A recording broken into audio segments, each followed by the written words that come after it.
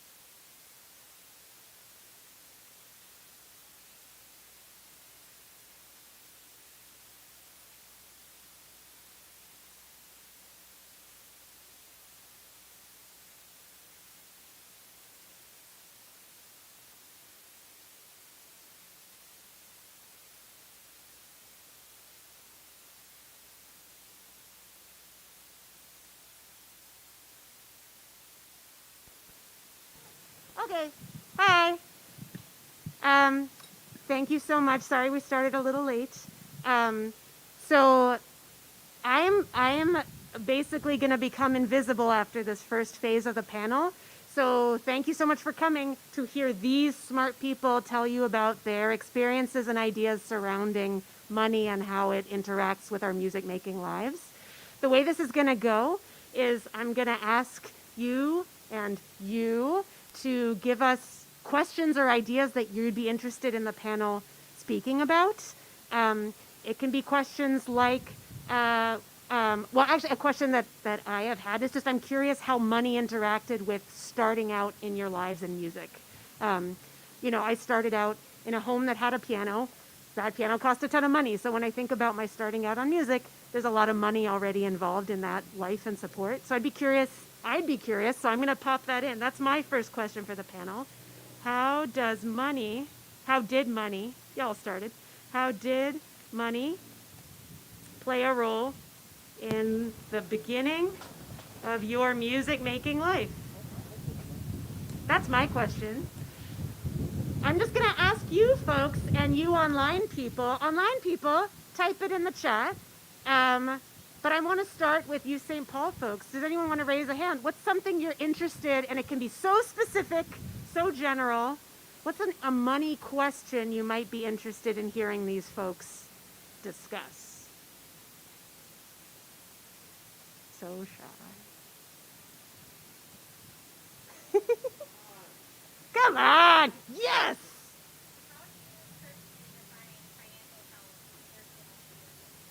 Ooh.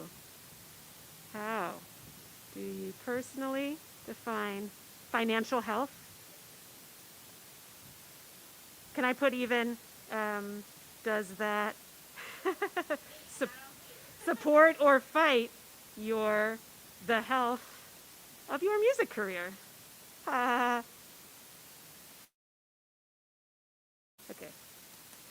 Any other juicy questions? Yeah.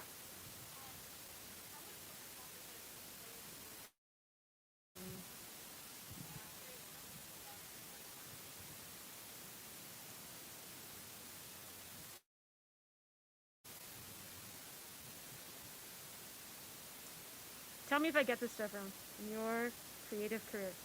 Yeah? Love it. Yeah.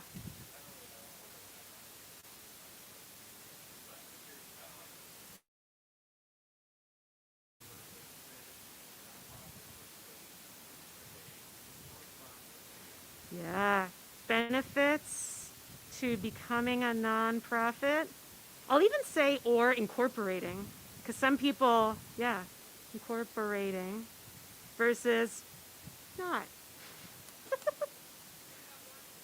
Yeah. Yeah, Chad. Thanks, Chad.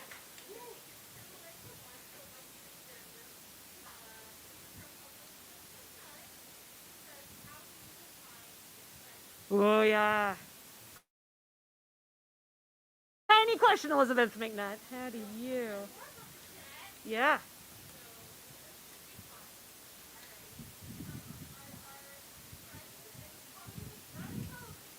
Yeah, Daddy!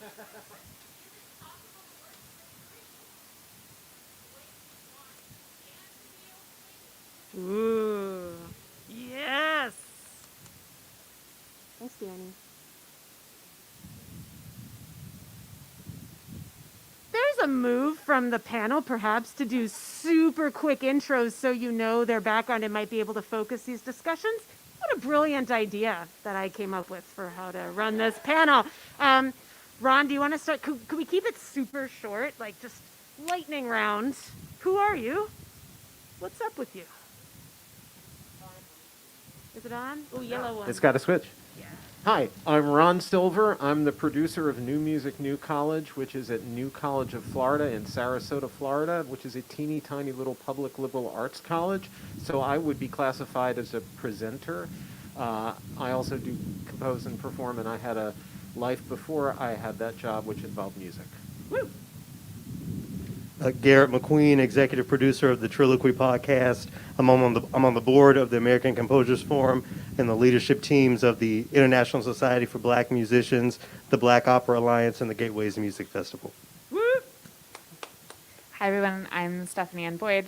Call me Steph. I'm a New Yorker and completely freelance composer. Yeah, love cats. Yeah. Yeah, cats. Oh, you got to turn the switch on. Yeah. Got it. Well, I should know that. Adam Schumaker. I'm a full-time administrator for the Gilmore Keyboard Festival. I also teach at Kalamazoo College music theory and arts entrepreneurship, and I freelance compose a tiny bit, but mostly admin. Hi, I'm Arlene. I'm 1/4 of Recap. So. Yeah. And what is that? Where did you? I don't know. And. Do you like cats? Yeah, I also like cats. Hello, I'm second to fourth out of 4 members from Recap. My name is Aline Vasquez. I'm currently in school studying business. I love dogs. I'm vegan. Yeah, dog.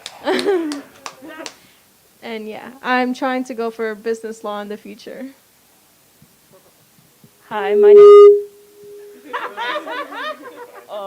Sorry, Is it the sorry. TV? My name is Tiana Sterling. I am one of the members of Recap. I am a 19-year-old music therapy major at Montclair State University in New Jersey.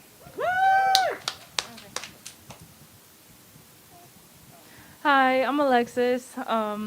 This is a recap. I'm 20. I go to school at Rutgers University in New Jersey. I'm in the healthcare field. And as a group, this weekend on Saturday when we perform, it's like our debut because we never performed as Recap on a stage together. So this is our first time doing that. Yeah. Hi, I'm Miguel Bolivar. I am the executive director of Mantra Percussion, which is the Recap folks are from. And I'm a music educator in New Jersey as well. I'm a saxophonist and composer, and I'm here to support our organization. Okay. Well, that was a smart idea I had. Does anyone have a question that maybe would speak to one of the hats that you just heard? I do. Oh, yeah. Oh, no, the chat. Okay. Yeah.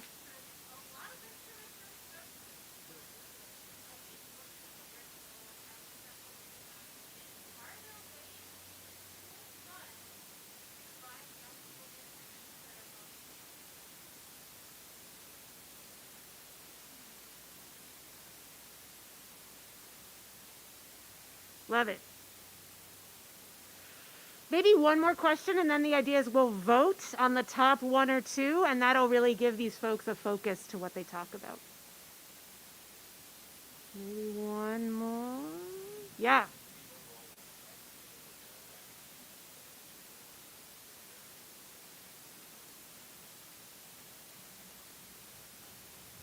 Academia play in your career. Okay. I'm curious about one more that I suck at, but that a lot of these people have done. Crowdfunding. I just want people to talk about crowdfunding, Kickstarter, Indiegogo, Patreon. What? That's my question. Okay, so here's the way this is going to go. We've done this in the past just with show of hands.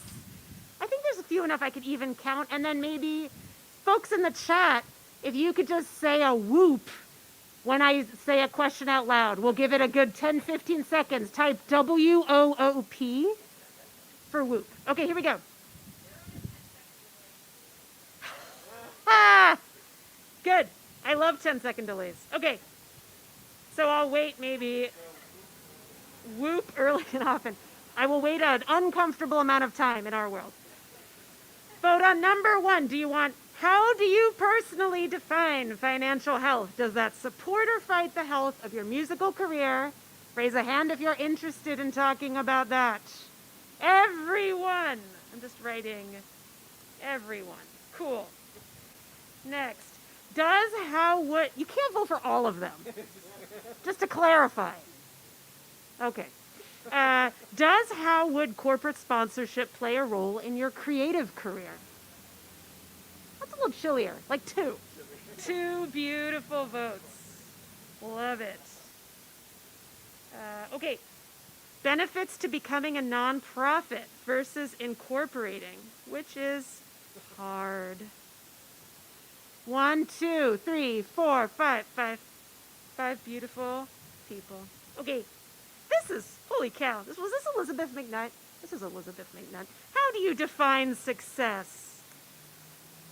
2, 3, 4, I don't know.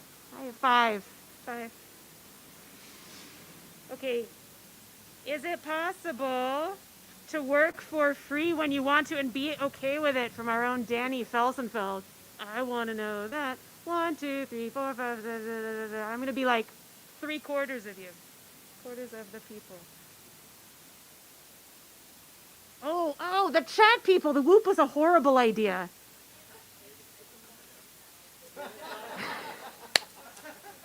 I just realized. Numbers, I know. And they can't see the thing, right? Oh, they can see the thing. People in the chat, just put 1, 2, 3, 4, 5. Okay. Just Kat is monitoring the whoops because she's smarter than I am. Okay, 6.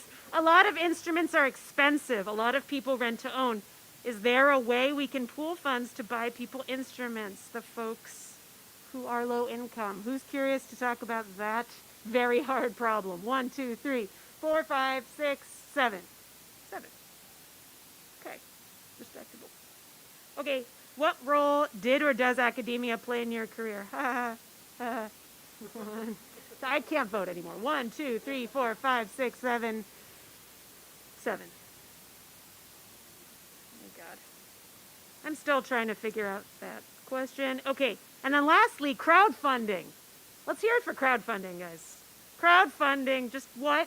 Crowdfunding what? I'm voting yes, everyone. Basically everyone. Very impartial. Okay. Kat, is there anything from the chat that really poked out at you? Yeah. Some love for 4. Ah, of course. Plus chat love. And 5. Okay. I think that's great. So it's very hard for the panelists to see this. Oh, I know what I'm going to do. Here's what I'm going to do. I think you all don't need to see this anymore, right? They're going to talk. So I'm going to unplug. Oh, no. And I'm going to put this in front of the panel so that you can really decide what you'd rather.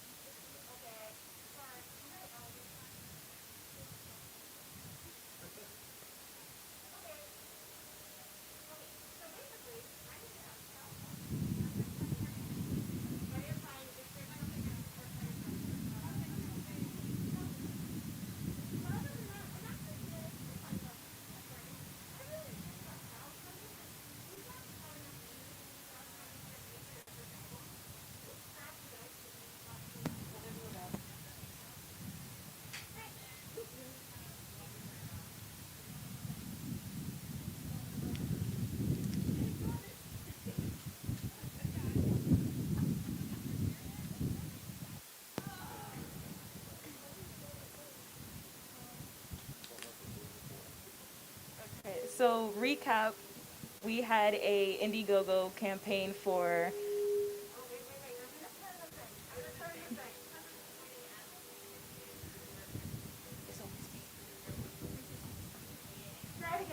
Okay, recap. Is that better? I hope so. Had an Indiegogo campaign for our album coming out in September next month. We had a budget, of $10,000, and we reached $8,000. It was actually kind of difficult at first, trying to like get it out there to promote it and stuff on social media and get everybody to see it. But it actually worked out well in our favor. So I think we did really well for it being like our first fundraiser and stuff. So Yeah, we were really surprised, like as an organization, like the amount of people that like came through that has worked with Mantra before, seeing the project, were really behind the group. So it was something that was it was harder than we thought, right? You think, oh, I just go on this website, I put up my premise, and everyone just throws money at me, right? That's how this works. And obviously, it doesn't work that way. You're the most that you're going to get is from the people that you know and care about what you're trying to do. So it was a matter of reaching out to the right people who then spread it to other people who then were making this happen. Obviously, since Recap is a new group, having this just be out there in the ether is something that I think was hard to do. It was just difficult at first, like Tiana was saying. But for it to come together, we were really able to notice that people are behind our message and are behind the group, which I think was almost just as important as raising the amount of money that we needed to raise. Has anyone else done crowdfunding here besides Recap?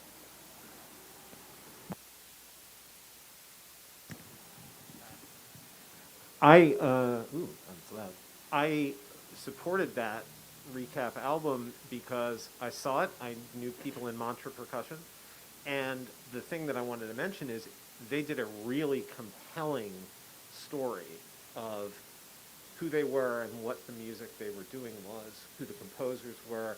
So I mean, I looked at it and I said, this just sounds fantastic. I have to get some money. So it's not just, put it out there, but do it right. And then, tell everybody you know and have them put it up on Facebook to everybody they know.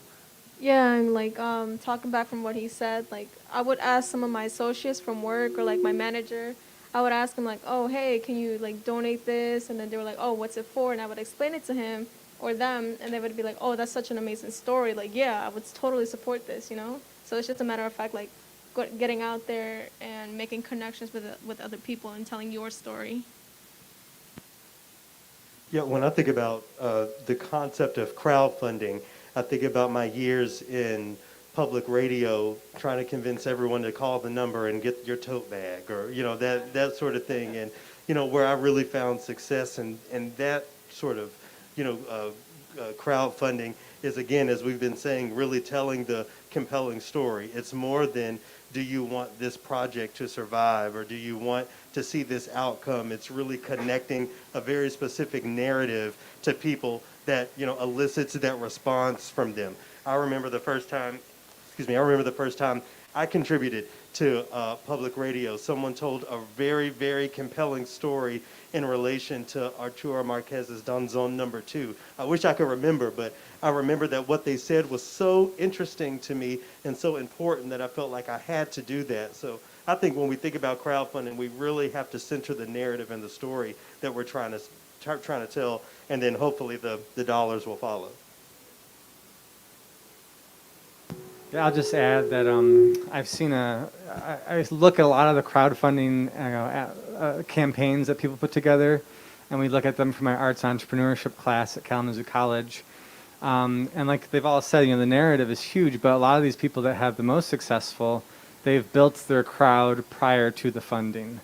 And so you're constantly leaning into your audiences. I think Garrett mentioned something about being able to trust your audience when you're really willing to make that jump. And I think what we see is most successful is you've already built that audience and you've talked to those people that are your friends, your colleagues, and once you're ready to ask them for support, they'll be ready as long as you have them there.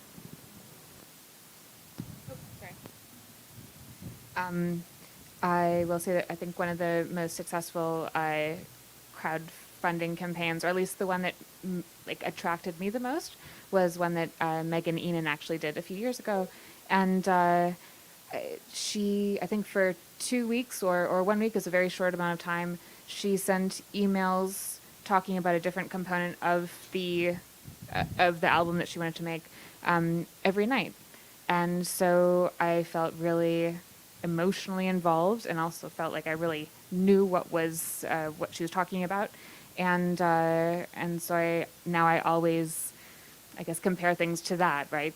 In terms of campaigns drawing the listeners in, and I will say that I know that it's so hard to ask people for money, and I was really uncomfortable with the thought of crowdfunding for a very long time, and then I was financially stable enough to take my friends out to like dinners.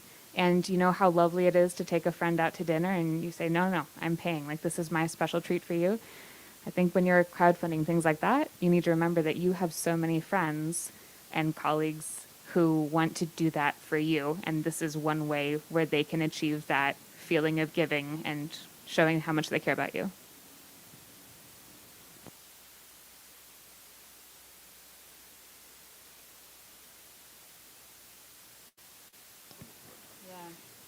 So from Daniel Felsenfeld, is it possible to work for free when you want and to be okay with it?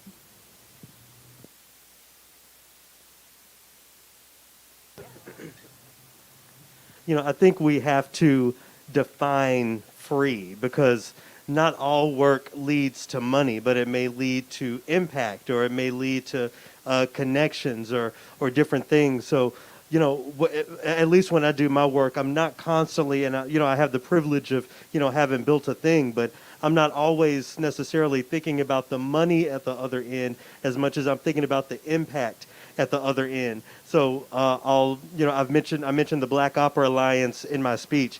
That's something that is unpaid, and I'm not doing that work toward one day, siphoning money out of that 501c3, as much as I want to be able to go to any opera house across the country and see a contemporary opera by a contemporary black composer or a contemporary woman composer. So I think when we ask ourselves, should we work for free? I think, at least in my opinion, we have to really define free and understand that there are things more important to earn from our work than just money. Yeah, I think for me, well, I know for all of us, Recap is more of like a passion project because it's not my main source of income. I have like a main job, but we do Recap because it's what we enjoy and we love working together and we love pushing our message out there of, how anybody could go out there and do music if they wanted to. It doesn't have to be your main source of income. So it doesn't I think we all kind of work for free for it technically because it's all just something we all just enjoy to do. It's our side, but we still love it. So.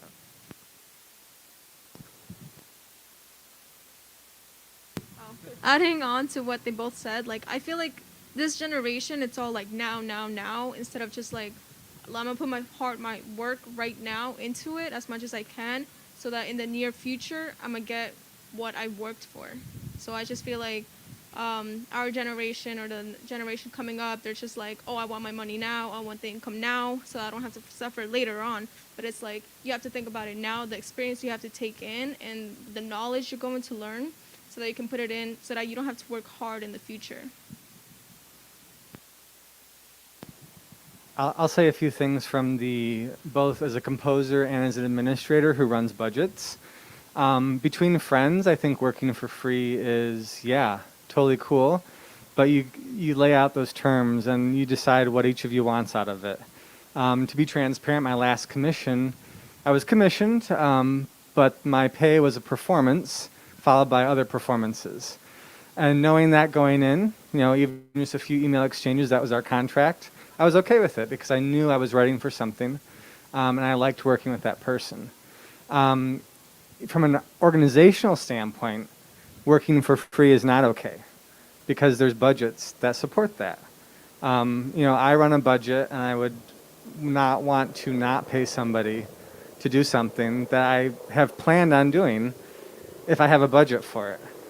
And so if you're working for an organization or looking at an organization, unless you're choosing to volunteer your time as a volunteer, which is not usually artistic work, right? You shouldn't be working for free, because we need to help educate everybody, including our peers and our colleagues in the management side like me, what things cost us. And then they can budget for it, and everything's good.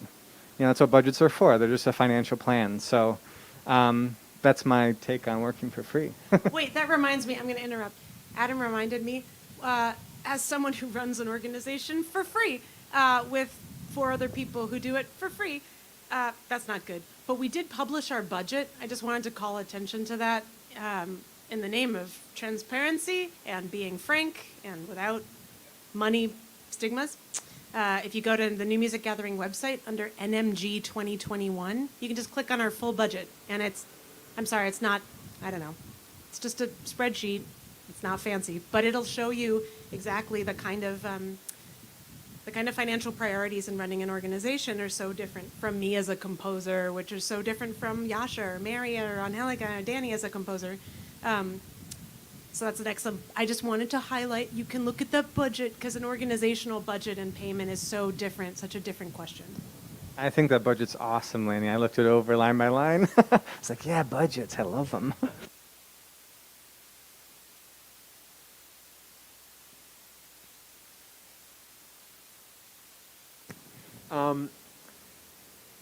Garrett talked about working pro bono, and that kind of work, it can be a wonderful, wonderful thing.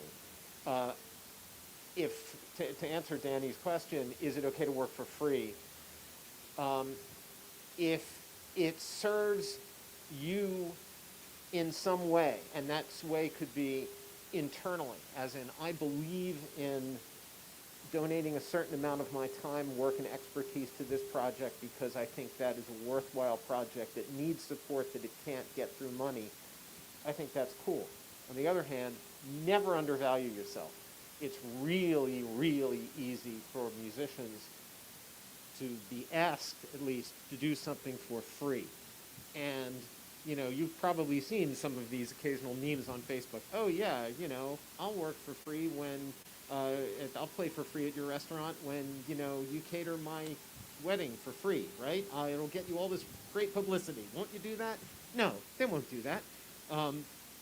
Never, never, never undervalue yourself. And I'll make a codicil to that.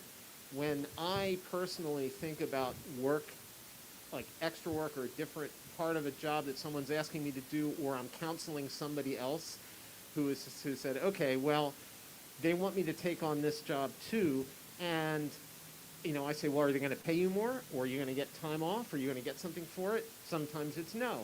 Sometimes it's yeah, but not much. And what my counsel is, think of what your life is going to be like doing that aspect of your job on the worst day, the day when everything goes wrong. And if at the end of that day you can say, it's still worth it because I'm being valued, because I'm being either paid more or given time off or rest from other work that I would be doing, then cool. And you can always remember that on the good days and the not so good days. But if on the worst days you're like, this is terrible, it's extra, and I'm not being paid, it means you're not being valued, and that you're going to internalize that. So I counsel, don't do that.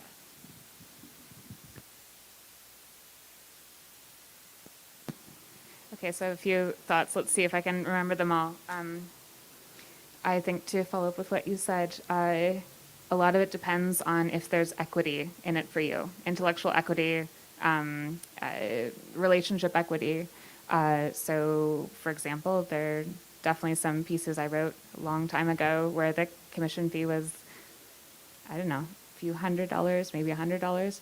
But now those pieces get played a lot, and so now there's like a lot more income coming in for that. And so certainly just dealing with that as a young person and just sort of making it through and writing the piece anyways, even though it wasn't going to be paying the rent by itself that month. That was a sacrifice that I decided to make, and it's ended up okay now. But I will say that the pandemic at least has taught me that even with like all you can eat time, right? No obligations, no social obligations. You don't have to take time to go get to the bus. I've realized that there's still not enough time for me to do everything that I want to do. And so because of that, I've decided to stop all of the extra like non-musical things that I was doing with helping people, because I think at this point, pandemic has really taught me that I need to focus all of my time onto the music making. And I guess another word towards this idea of equity, and also of making sure that we're valuing ourselves, which again is a really hard thing when you're a young person and haven't made thousands and thousands of dollars yet in your life. And I did not really realize that internships were paid in a lot of places outside of the music world until like last year. So I will say that the valuing yourself thing, that's really hard. I mean, there are so many times where, man, in grad school, like, yeah, the experience for that internship or whatever it was really powerful and really important, and I draw on that knowledge until now. But gosh darn it, it would have been so important for me to have that extra $100, whatever, that the person who coordinated that, or was in charge of that chamber music group, would have easily been able to deal with. Like, so I think that's really important. And my first commission, like 10 years ago, was $50, and I promised myself that I would make sure that number doubled every year. If I didn't do anything else, I'd make sure that number doubled. And so that's worked, and so that's my advice there. But yeah, wow. As an educator, and like the idea of working for free is like, I guess, almost inherent of being a school teacher, right? I will stay after work to help with Tiana with her auditions for school. I would stay after work to work with not only the kids here at Recap, but with the organization. And I guess for me, the choice, or being able to choose what I can do for free and what I believe in, I think is one of the biggest things that's going to let me decide whether or not it's worth my time. The message or whatever's in charge of it, like, or whatever's happening, I think that's one of the deciding factors. Obviously I'm not proposing that everyone should just give out music, everything is great, there has to be a balance. You do have to make a living. This is your profession, and so that's you should be valued for that monetarily, you should be valued for that intellectually, everything. Mantra Youth Percussion is one of the things where these four have come from, and we offer that as tuition-free, performance for underserved communities. And we believe that word free in this sense is something that, and we have teachers have donated their time to that, is something that we truly believe in and we all believe in together. So I think figuring out what that value, similar to what you had said, is that's super important as part of the organization. If we want to level some playing grounds too, I think that word free is it kind of has a bad connotation, because sometimes you're giving someone an opportunity. Sometimes you're giving someone a chance to be on the same in the same stage and on the same playing ground as somebody else. So it all kind of depends on the situation, and where you are in your career as well. Yeah, to speak on that, like most of the performances we've done either together or in a different group, but still together, have been free. But what we got out of it is nothing but opportunities, even if we're just, literally here and speaking with you guys was an opportunity given from an experience that we had that we didn't get paid off of. So it's worth it in that aspect. We got something out of it that wasn't monetary, but helped us as a group get to our point that we are now.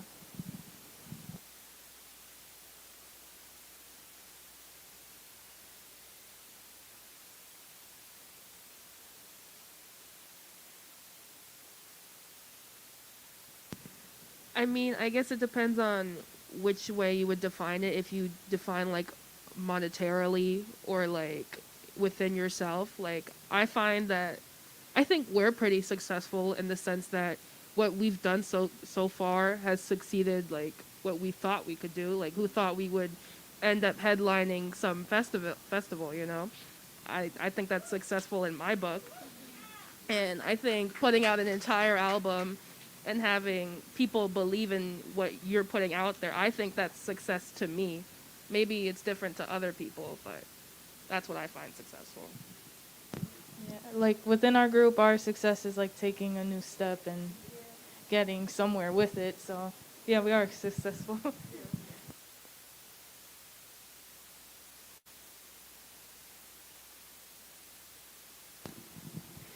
As a composer, I would say that when you get to go to your work every day and you feel like you're best friends with it, like that means that you're putting enough love into your work. So for me, that's sort of intellectual, emotional success. But then also, I guess back to what Garrett was talking about when he was talking about like scaling your efforts and your impact. I used to think of it as like number of audience members that my music was touching, you know, per year or something like that.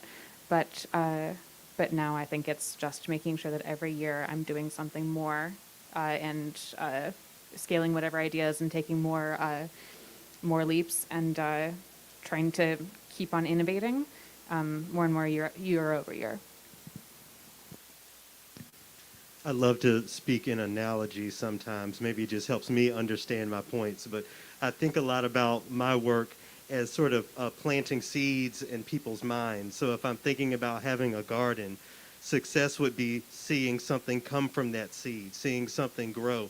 So, you know, on the broadest scale, for me, success is liberation. And we have a long way to go there. But on a smaller scale, when I see some of the seeds that I plant actually manifest and grow fruit, for me, that is success. I have a friend, Adele and I, my partner and I, we have friends here who have a 10-year-old and a 13-year-old. And the 10-year-old, I once heard her, you know, talking with folks and describing the work I do. She used the phrase so-called classical music. And, you know, just hearing that from a young person just really moved me. So there are little moments like that that I consider, you know, success in my line of work. As what Garrett was saying, like I think success is like seeing improvement within either yourself or with your group. From an individual like standpoint, I didn't see myself becoming a music major at 17 years old. I didn't see myself being in a group of 4 people coming from 15 or more, I can't remember per se, to performing at high schools for certain performances because we have another performance coming on, or recording music videos as a group. We were still under Mantra Percussion at that point, to now being asked if we want to be our own group. I didn't see any of that coming as like 13 being in marching band. I didn't see this being my future. So yeah, I think that's what success is to me. You know, I talk about success and what that means to my students a lot. And I think the answer is kind of in the question. And it's like, how do you define it? You know, if you can define what is successful to you, then that becomes the most important thing. And then you're essentially goal setting. And so looking at everybody else is just maybe inspiration. It's ideas of how to achieve things that are cool, but they're not your own personal success. And so when people want to be successful, they think about who's successful on Twitter or Facebook or Instagram, but that doesn't really help you define what success is to you. So I just go back to goal setting. Like, what do I like? What's important to me? What do I want? If that's more money, cool. You know, then I have a goal. If that's more performances, if that's more friends, if that's more locally roasted, poured over coffee every morning, yeah, then then those are your successes, and that's what you should be focusing on, and that's it.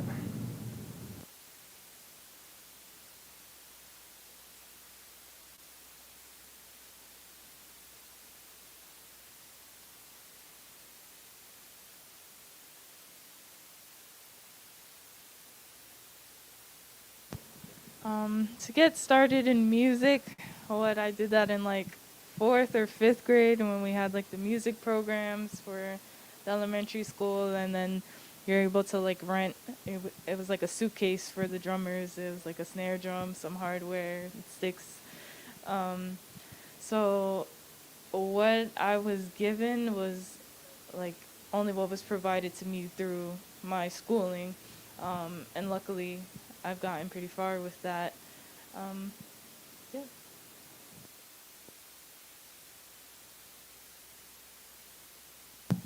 For me, I started at 8 years old. I am a flute player. It didn't cost me, but it cost my parents $700 to get me a flute because our school ran out of flutes. And I was very like prominent, like, I want to play this and you're gonna let me play this. So my parents found a way to rent a flute for 2 years, which eventually like I was able to keep as my own. So $700 at 8 years old started off my music career. For me, it started like, I think it was 5th grade when I wanted to play the violin, and I asked my mom for like $50 to get the violin, and to my disappointment, it never came. So then I was like, okay, what am I supposed to do now? So in the next grade, I actually joined concert band for the flute, but I didn't really find it fascinating at that time. So then I went back, I think it was 8th grade for band, and then I went beyond to like high school, and then to now recap what it is now. So I think it started off from violin and then into the flute and saxophone, etc., and all the other instruments I play as of now.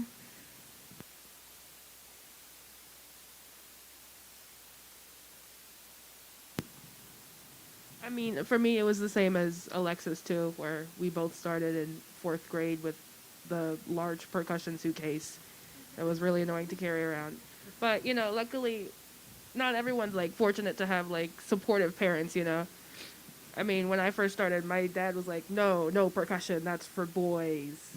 But I was like, no, I wanted to do it anyway. Look where I am now.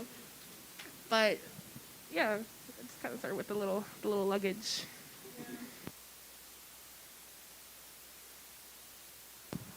When I think about this question, everybody's talking about how they started. I think my dad bought me a trumpet because we didn't want to rent one, right? So let's go to a pawn shop and buy one, and it cost us like, what was it, like $80? But I think how much money does it cost to start a musician? I think is a more interesting question. Coming from a parent, I have 3 kids. I've paid $185 for 10 weeks of Music Together class, which runs 0 through 5 in terms of their ages, which gave my kids kind of that musical language. I have seen, band programs needing significant influxes of cash to help the students of a district, right? I have seen, we run at the Gilmore, we run these things called piano labs, and we offer small group piano lessons during the school day to students, and they're either free or $15 a year, or they get a scholarship for that $15 if that's a problem. And how much does that cost? That costs about $35,000 to $70,000 for each lab to pay the teachers and the time and to cover that school. So there's a deep pile of how much does it cost to start somebody. And I think it takes also that one moment where you're like, wow, I really love playing this instrument that was provided to me. Also to like how many other people are helping continue that education and how your community upholds that. So something to think about. When my mother was growing up, she wished that she had a piano, and of course my grandmother didn't get her one. So when my sister and I were born, my mother hightailed it to whatever was the Craigslist version of things back in the 90s. And so we had a free piano, but also a lot of time with my other grandmother, who is an amazing pianist and composer. And so I think in that case, I would have to talk about the value of my grandmother's time babysitting us and just listening to her play and being so motivated by that. But then we got to I started playing violin when I was 8 years old, and so your speech brought up a lot of memories that I hadn't thought of in a while. And one of those was the guilt of seeing the number on the check that my mother would write every month to my teacher, and especially when I hadn't practiced enough, that guilt really, really, really hurt. But I will say that we rented my violin, and I have no clue how much that cost.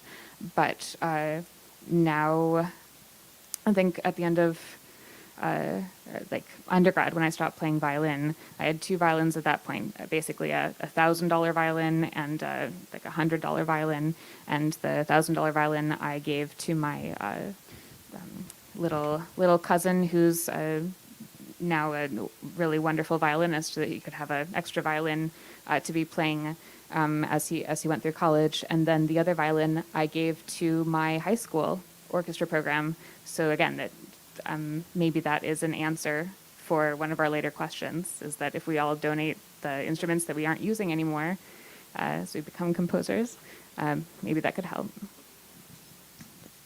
Yeah, I spoke a little bit earlier to my entry point into being an instrumentalist, but as we've been answering this question, I've been trying to rack my brain about the entry costs to my business and my show, and what everything costs that I have now. And as I rack my brain, I'm up to about $14,500.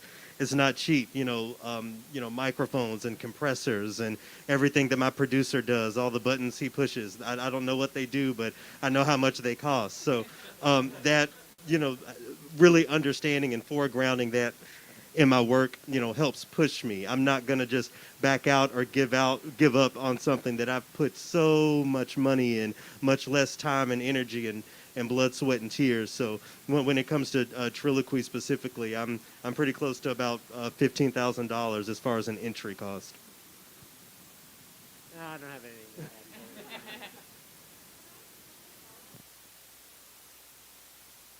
I'm talking more than I thought I would. I want to do a hand raising, and again, if this is just too weird, I know money is weird, and if you don't want to take part, that's fine.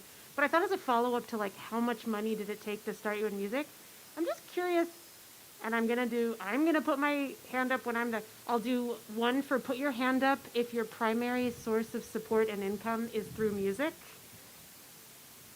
That's it. Actually, that's all we need. Yeah, if your primary source of income is through music. Okay. So for instance, I kept my hand down because I'm in academia. That's the thing. So if I love, my students are the best and I love teaching. But I guess it's up to you guys. I think of academia as supporting my music habit. But if you don't feel that way, I don't know, I think it can be vague. I don't want to, can we do it just one more time? Just like how many people consider their music career, like your primary music career, as paying your rent and rent and food? Okay, it's like half. It seems like half. I was just gonna add, Yeah. I'm administration. Yeah. You could view that both ways, as being part of supporting a habit, or I actually like it, and I like being part of that music machine, even the nonprofit corporate machine, Garrett. There's a to me it's like I'm in music still, and everything I do, admin, teaching, and my freelance work is all part of that. So I'm 100% and then some in. Yeah, from the strict, traditional orchestral path, I think we get so tied up in the ego of, oh, my instrument, pays my bills. And for me, I just felt like it was a little uncomfortable for me to sort of live in that place. So, really going beyond that in my mind was one of the things that moved me into media. I feel like, we get so wrapped up in, the goal of paying our bills with our instrument, we can be blinded to the other things that we might, the other ways in which we might have more impact in the music field.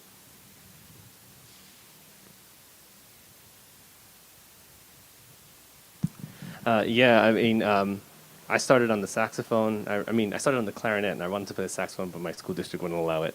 They're like, you gotta learn this first. So, but I remember when I switched to saxophone, I couldn't pay for both rentals. And so my school district reimbursed my rentals for my saxophone because my teacher just saw something in me, you know? And so it was a really nice thing because I remember saying, where's the bill? Halfway through, and they're like, what bill? You paid for this. And then when I looked back, it said the school district had taken care of like half of the payments, which is really nice. And I still remember that to this very day. I mean, that's something that like, you know, I didn't have private lessons, like recap, you know, like the private lessons, you're staring at it. I was their high school band teacher. So that's like something that's, you know, you take into account. And that's, I don't know, it doesn't change the caliber of musician. It doesn't change their like love of music. It doesn't change anything, you know. I think, you know, as long as we provide the opportunity for people to learn, as long as we provide the opportunity for you to be heard, I think that that's almost more important than how much it costed you to start. You know, whether you had lessons since you were 4 years old on doing Suzuki violin versus when you start in high school because you really love it. As long as you love music and as long as you love music making, then, you know, you're contributing to the overall thing of music.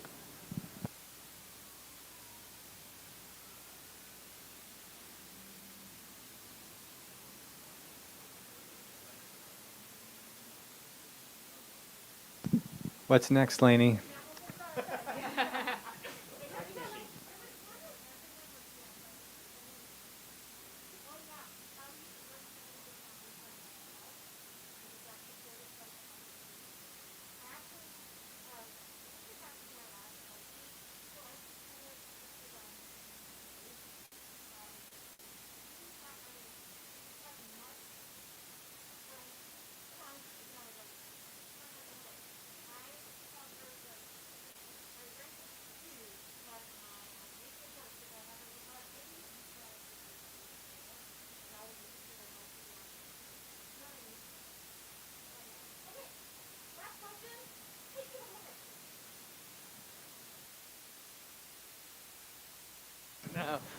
Stephanie just told me it's my thing. So the question is, how do you define financial health? I think ideally everybody wants enough, right? It's generally a given, like we want more money so we can do more things, right? It's not about being the next Jeff Bezos or something.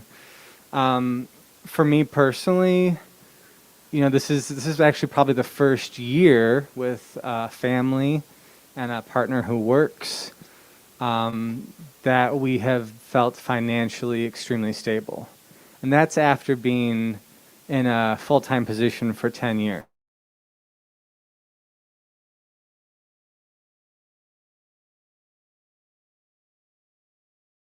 Plus freelance work jobs.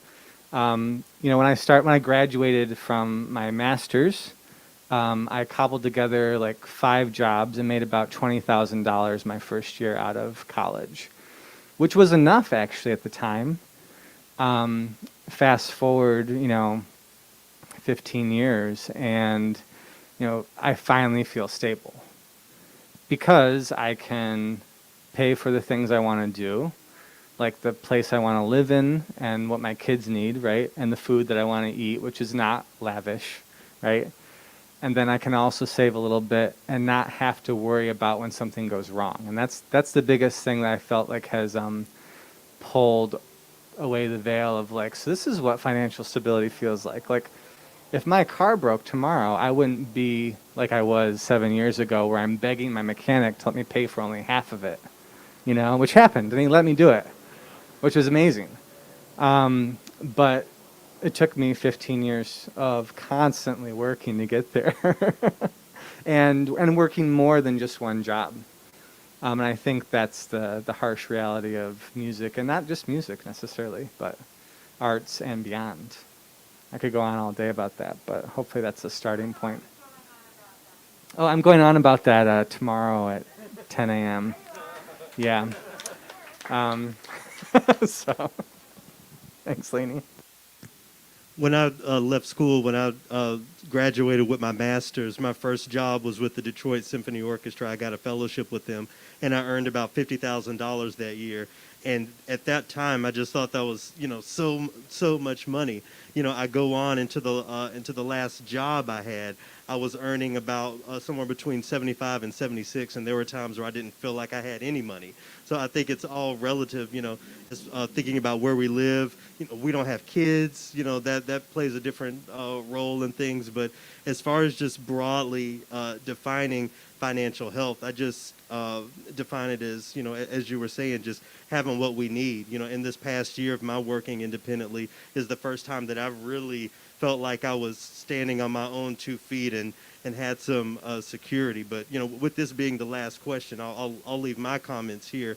When I think about, the bigger picture, when I think about bigger liberation work, when I think about housing as a right, not something that we should work tooth and nail for. When I think about food and nourishment as a right, that's really, the line of thinking I live in. So, while we have to think about finances and live under that system, I really think a lot about it, and I encourage everyone to think a lot about what these questions would look like if some of these systems were broken down. The biggest one that I think about a lot is housing as a right. If none of us had to pay a landlord or pay some company to live in a place, how would our answers to these questions be different? So thank you. So when I think about, financial health and that sort of thing, I can't help but to also think about that side of the conversation, the ways in which, the system that we should want to change, forces us to think about those dialogues.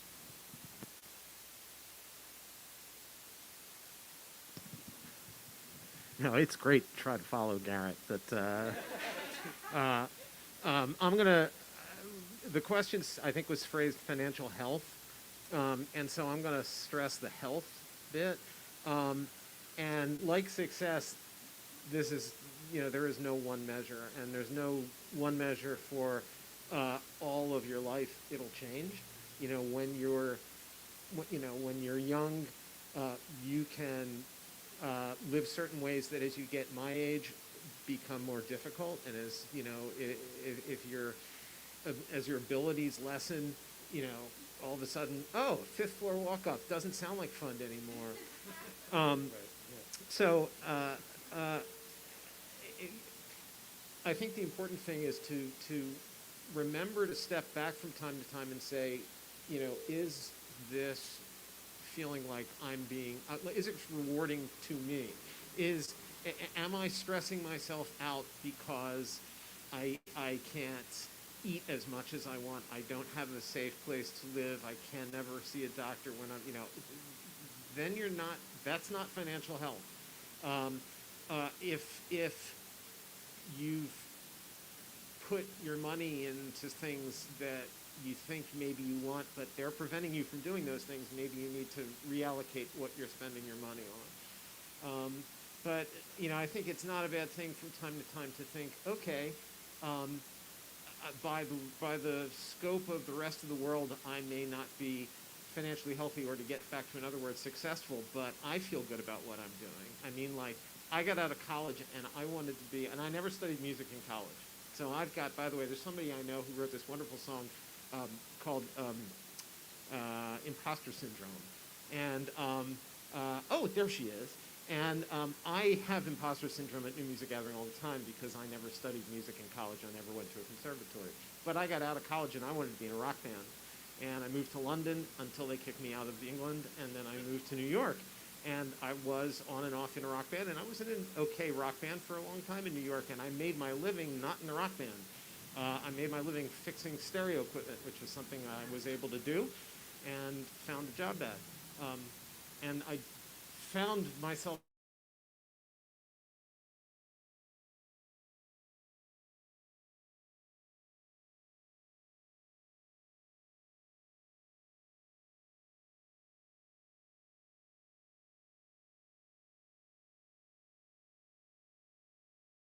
and I ended up in a place I'd never heard of called Sarasota, Florida.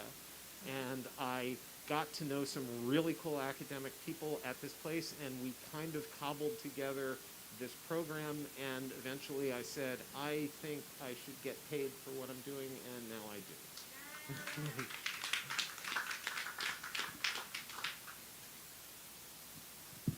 For me, financial health, I mean, sometimes, I guess, recently that's meant being able to really think ahead. So, for the New York winter, it means being able to like buy the leather boots, things that aren't gonna die after two months of running around in mush, and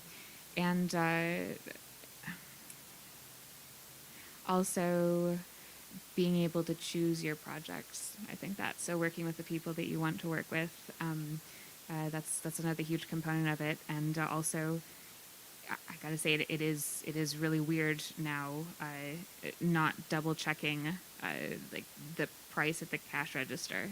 That's a new thing for me, and I'm upset about that. I wish that wasn't the way it was, and I know that my millennial generation, we, it's like at what point are we going to stop normalizing the bootstraps? So again, I'm sort of starting to see the light, and only now am I realizing how dark of a cave I was in before.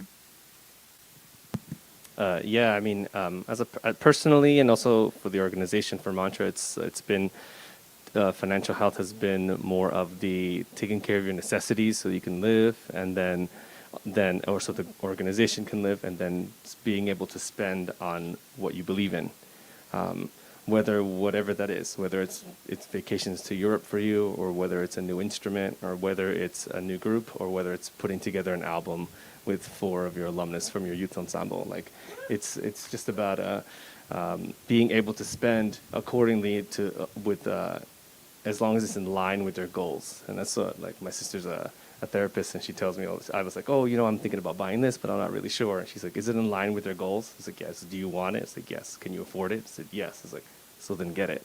And that's like, and so for the same thing with your music, like, is it in line with your goals? Is this ensemble something you want to write for? Is this group something that message that you believe in? Well, then if you can support yourself financially through that, then you are financially healthy. Because if you're not fulfilling yourself, neither monetarily nor emotionally, if you're not living to your mission.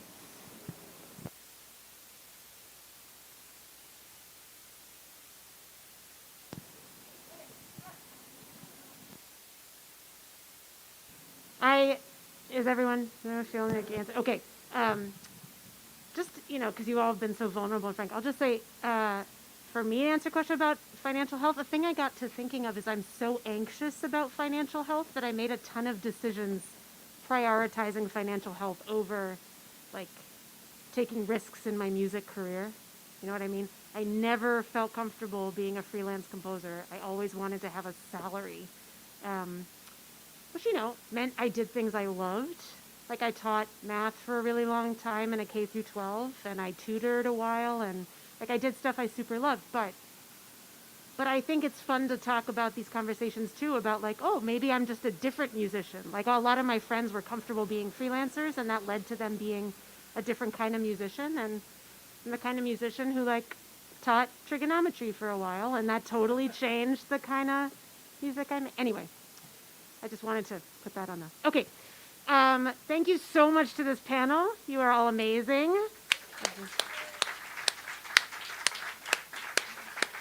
Just to quickly plug, I'd plug Garrett, but you just heard Garrett. He's great. He's there. The 3 other folks over here, they're all talking tomorrow at 10.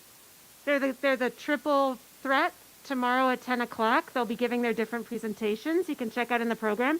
And, Recap is going to dazzle us Saturday in Mears Park. The concert's at 7. I think they'll probably go on closer to 8. So if you can't get there right at 7, you're still going to hear them. And please come up, talk to them, talk to us, talk to everyone. We're going to have new friends in about, I'd give it 10, 15 minutes. So we're starting late, new friends, 10, 15 minutes. If you're online, go to GatherTown. Go make a new friend in GatherTown. Danny's there. He's going to find you a new friend. You're going to find a new friend. The rest of you, Angelica's going to find you a new friend. We're going to have circles and stuff. It's going to be great. So just one more thank you for the panel, and we'll do new friends in 10 minutes.